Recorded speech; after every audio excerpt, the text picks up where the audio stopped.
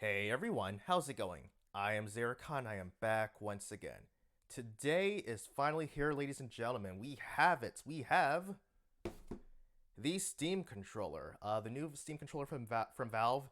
It released earlier this week. I was fortunate enough to be able to get a order in before they were sold out, like within 30 minutes, and it arrived much sooner than I expected. So I'm going to just go ahead, get this unboxed, just compare the size with some of the other controllers or like Steam like controllers as well as the Steam Deck, and then also just give you my impressions later on after spending some time playing with this, just to let you know what I think of this thing here. So let's go ahead. It's a very minimalistic box, as you can see. Like ever since Valve, I see there's the tape. Ever since Valve did the Steam Deck, their products, have just been very minimalistic in design, which isn't a bad thing because I mean you're not really going to be playing the box anyway, so it doesn't really need to be too extraordinary in how it's presented. But oh, never mind, never mind. That wasn't actually the box. This was just the shipping thing. Here's the actual box. There we go. So yeah, that's actually much better, as you can see here. So yeah, now how do I actually open this thing is the question. I think just pull this off. Yep, there we go. Yeah, definitely more minimalistic than Valve's original Steam controller. And this is, oh yeah, this is definitely nice. It's definitely lightweight. I'll say it's I think it's like heavier than the, oh god, it's definitely like heavier than the original Steam controller, as you can see here. And it's definitely shaped different. With all the touchpads here and stuff. And the original Steam controller, it was I mean, I understand why it was disliked and stuff, and I get that. I eventually got a little decent at using this, but some games really just weren't. They weren't that great playing with this, honestly. So I understand the hate it got there.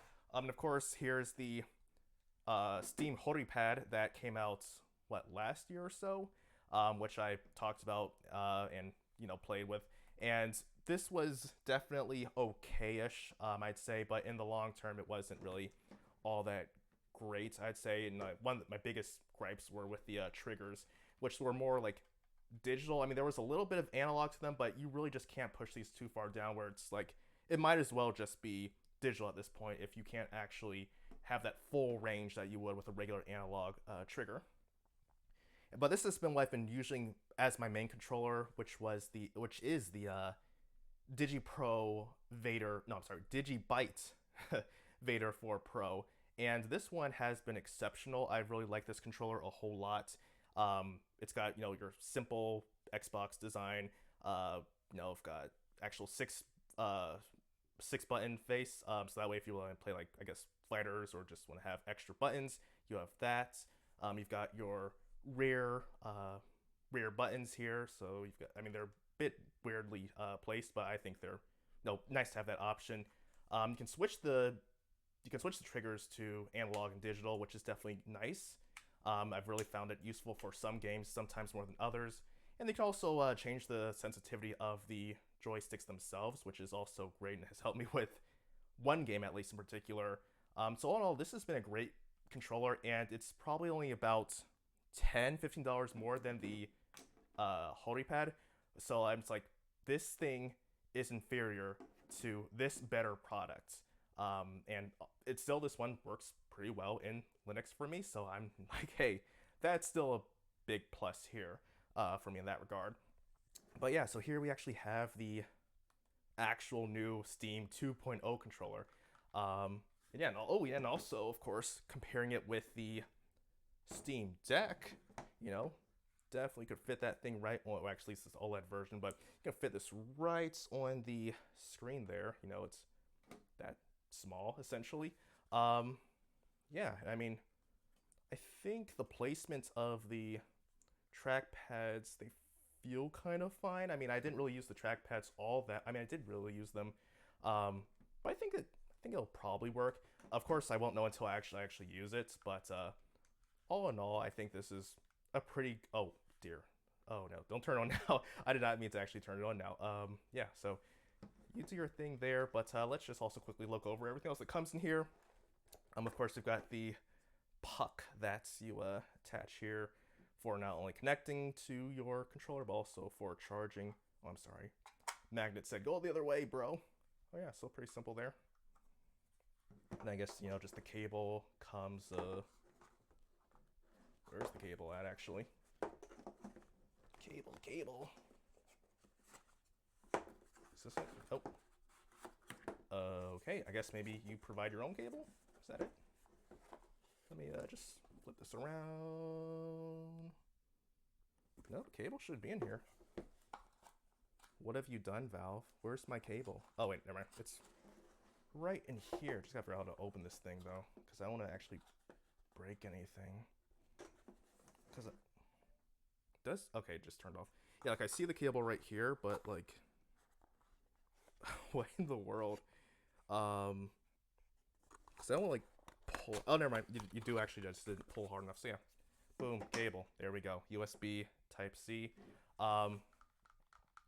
Yeah, I mean, it feels like you are holding a Steam Deck, but just, without the screen here in the center. And it feels just like a smaller handheld device. I could definitely say that the rear buttons feel nice. I think they feel kind of better than the Steam Deck, just because of the way, yeah, it definitely feels better to press them on the back here. I think the placement's definitely a whole lot better. But yeah, so I'm going to go ahead now and just get this connected to my computer, get stuff up and running, and I'll go ahead and play some games. I'll come back later and give you my impressions on this device. So let's go ahead and get started. Okay, so after spending some time with the controller, it felt very natural to use. Similar to an Xbox, PlayStation, or Switch Pro controller, this is something that you can pick up and comfortably play. And it really does feel like you're using a screenless Steam Deck. It's just that comfortable. Now, upon plugging the puck into my PC, I was prompted to install a firmware update, which I of course installed. Or rather, tried to install. After starting the update, I had a partial gray box appear, but there was no text. I was guessing that was updating despite nothing happening, but after 10 minutes had passed, nothing still happened. And after weighing whether or not stopping the firmware update would break something, I just decided to close out the box. Nothing seemed out of place, and the controller was actually working, so I assumed all went well. I played a few games and tried using the controller as a mouse and keyboard just to gauge how useful it would be to use it when I'm not sitting at my desk. And it worked as well as the Steam Deck, which can be great or lackluster depending on your stance there. I found the trackpad to be a great mouse substitute that felt way better than trying to use a right joystick. And while pulling up the virtual keyboard does get the job done by pressing the Steam button plus X, I've always found using it to be slightly clunky when trying to use the trackpads. While they're faster than selecting one letter at a time, I sometimes double-click a key, which is less than desirable. Sadly, there is no dedicated screenshot button, which I would have loved to have. Using the Steam button plus the right bumper is fine and all for screenshots on paper, but certain games count you doing the combination as an input, which might either pull up a menu, or if you're trying to screenshot some dialogue, skip past it. And while yes, with all these buttons available, I can just rebind the controls, I'd still rather not, especially if I might need a button later on, and that messes up my entire configuration. But after playing a couple games, I did actually decide to test and see if the firmware update had actually been installed, so I connected the puck to my Steam Deck, which know that the firmware update hadn't been installed, and proceeded to do it. This time, though, I went through the entire process correctly. You can see the photos that show what I should have been seeing initially. So that's now resolved. But I do like the fact that you can use the controller out of the box without needing to install anything first. So here are a few games that I tested: Vampire Crawlers, Palworld, Satisfactory, Fear, and Minecraft. Vampire Crawlers, which is a game I recommend playing by the way, was really just to see if the Steam controller was working after the botched attempt at the update, and it worked just like any other controller, so nothing worth noting there. I tried Palworld mainly because I wanted to try out gyro aiming with the controller. Unfortunately, this was a weak spot for it. For one thing, Valve highlighted the grip sensors in the Steam controller in the launch video, so I'd assumed that the sensors were the default for enabling gyro. I was wrong. It was mapped to the right thumbstick just like the Steam Deck. This isn't a major issue, but since Valve was toting this feature, it would have been interesting to see that as the default. What was a problem though was actually aiming with the controller. I wanted to use it like I used gyro on my Steam Deck or like how I played Breath of the Wild. It felt very unplayable here. While the Y-axis worked how I expected, the X-axis did not. You had to twist it side to side rather than tilt it, which felt so unnatural. As a result, I just stopped using it altogether because of how uncomfortable it was. I tried doing a little bit of configuration, but it really didn't seem to make much of a difference. Next up was Satisfactory, and this was a game that I hoped would be good. It's probably the only game where I refuse to use a controller if I can help it, and I thought that maybe the trackpads would help alleviate some of my issues. The answer is yes, though it took configuration. I think this might be because of some stuff I have set up on my PC, but the controller did not work at all with this game initially, even though it was detected by the game. It wasn't until I mapped the controls to act as a mouse and keyboard that it actually worked.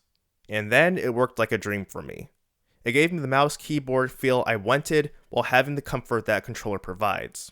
A similar thing happened with Fear, which doesn't have controller support for the PC version. Without configuring anything, the game had some settings set up for the controller which seemed to mostly work, though the right trackpad tilted the camera when you tried using it. After peeking at the Steam controller input settings without even touching anything, it seemed like things had changed something because several button prompts have been remapped and the right trackpad didn't tilt anymore. But I think the controller definitely works well here, and I could see myself taking the time to fully learn the controls just to completely play the game. Now, Minecraft was an unexpected addition because I didn't even think about playing this until my nephew wanted to play it. Now, in case you didn't know, Linux only supports the Java version of Minecraft, which does not have controller support, so I've only been playing it so far with a mouse and keyboard. However, considering the success that I had with Fear and Satisfactory, I decided to do the same thing here with the configuration, and it was a grand success. Outside of navigating menus with the trackpad, the controls are similar to what you'd expect from the Bedrock or console versions of the game, though I highly recommend using the trackpad instead of the thumbstick, even outside of the menus. This honestly might be my new way to play the game now. So, all in all, I really like this controller, and it's now going to be my main controller since it can combine the elements of a traditional controller with the aspects of a mouse and keyboard. I'm still going to do my own personal testing of features, but I'm satisfied with what I've seen so far, and it does seem like Valve actually listened to feedback and improved and done what they should have done with the original Steam controller. One thing I did forget to mention earlier was the price. At $100, it's definitely pricey. I'm not going to argue that at all, and I think it should have been cheaper. But considering at how much more it does than your basic PS5, Xbox, or Switch controllers, the extra $20 to $30 makes sense. But I would highly discourage you from paying more than $100. If you're trying to pay a scalper for one of these, you're getting ripped off. Don't pay such a ridiculous price.